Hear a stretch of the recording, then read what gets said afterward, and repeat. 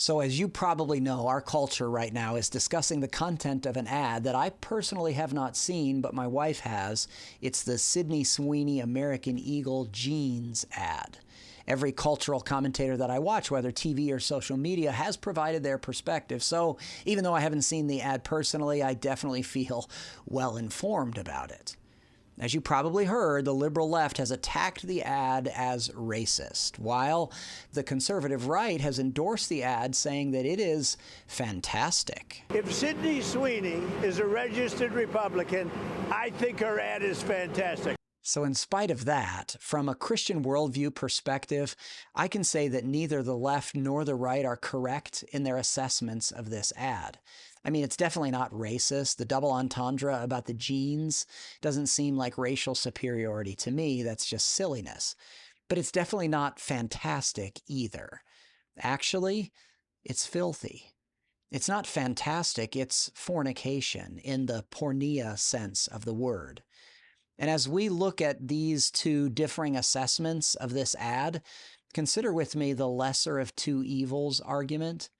I mean, last September, I put out a video encouraging Christians to vote for the lesser of two evils. And of course, I stand by what I said last September 100%. And in this last election, the Republican candidate was obviously the lesser of two evils. And as it pertains to this ad in particular, Republicans right now are rejoicing because instead of the promotion of the woke doctrine in ads, they're saying, at least this ad has a heterosexual appeal. Recently, I saw a meme, and maybe you've seen the same one.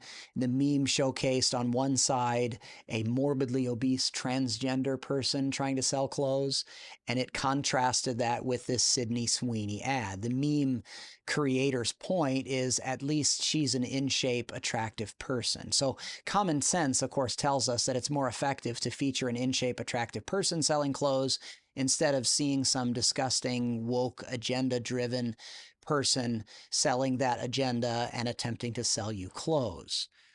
Perhaps Republicans are rejoicing because as a culture, we are returning a little bit more towards common sense. However, I'd like to see us move towards righteousness, not just common sense. In the last election, Christians had the choice between more evil or less evil, and personally, I voted for less evil. Heterosexual immodesty might be less evil than homosexual debauchery, but still both are evil.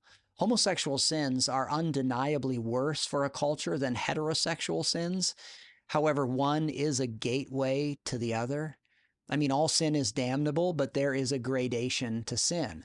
All sin has eternal consequences, but different types of sin generate different types of earthly consequences. Perhaps the United States has gone from level 3 in Romans 1 when we had the previous administration to now we're at level 1 of Romans 1. But however deep the depravity, a depraved culture is still going to face the wrath of God. Sydney Sweeney's ad is intended to be lustful content, and there's nothing conservative about it. From what I'm told, her ad promotes lasciviousness, sensuality, and carnality. And as conservatives, especially Christian conservatives, we need to promote purity and chastity and fidelity. And some of those words are words that many in our culture don't even know and haven't even heard. I'm saying we need to promote purity and chastity and fidelity. With this recent ad and others previous to it, Sydney Sweeney has put herself in the long line of cultural harlots. Each generation has them, whether it's Sydney Sweeney or Britney Spears or Beyonce or Madonna or Marilyn Monroe or whomever.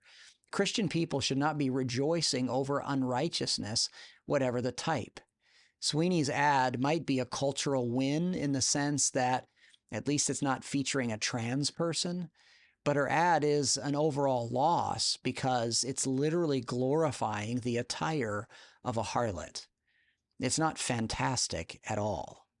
It wasn't that long ago in America that they couldn't show bra commercials on television, and now they're showing females with no bra at all.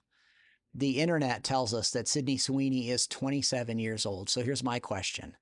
Where are the men in her life that actually love her? Not just men that lust after her, but men that really love her. I mean, whether Christian or not, the men in her life, they know intuitively that they don't want to see their daughter or their sister or any female that they love present themselves in a promiscuous way to the watching world. Men know that it's unhealthy for a female and that that type of thing will lead that female to a very destructive end. Not just the men, but what about the women that love her? I mean, where is Sydney Sweeney's mom? Again, whether biblically informed or not, a mother knows that her daughter should not be flaunting what God gave her. That's unhealthy for that daughter, and it's also unhealthy for a culture. I'm sure that the money and fame feel good, but someone needs to tell Sydney Sweeney that it's not worth it. And maybe Madonna should tell her that. Madonna is an example of the mental and physical destruction that often accompanies being a cultural sex symbol. It's not worth it. Someone should tell Sydney Sweeney that God has something better for her, and his name is Jesus, and he is creator, and he is Lord, and he is Savior, and he promotes purity, and he provides forgiveness. And by the way, Jesus is fantastic, and our culture needs to run to him in humility. He is love, but he is also the final judge.